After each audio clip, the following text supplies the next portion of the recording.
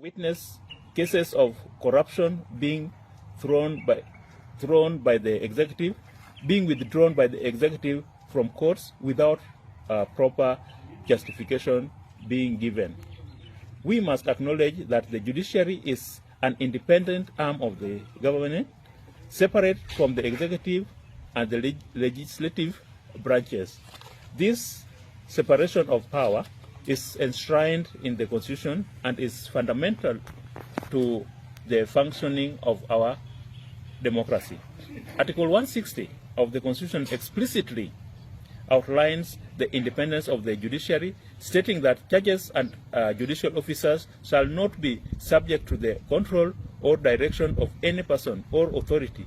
This provision safeguards the judiciary from undue influence or interference, enabling judges to make decisions solely based on the law. 159(2) of the Constitution establishes the principles of judicial authority, affirming that the judiciary shall be guided by the ideals of justice, including access to justice, fairness, equality, and equity. These principles are essential in ensuring that the judiciary exercises its authority in a transparent and biased manner that serves the best interests of the people of Kenya. We must therefore reiterate that all those given the trust of leadership remain faithful to the call of Article 131(2)(a) of the Constitution of Kenya, 2010, to respect, uphold, and safeguard the Constitution.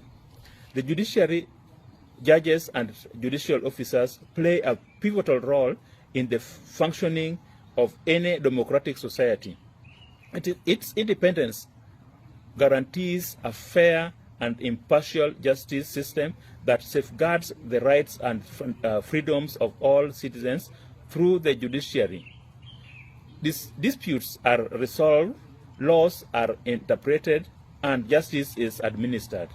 Any assault on the judiciary or attempt to undermine its integrity can heavily impact our democracy.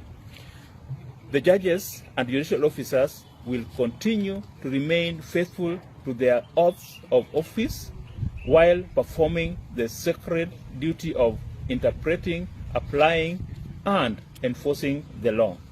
We call upon all Kenyans of goodwill to stand up and protect the Constitution and the independence of the judiciary.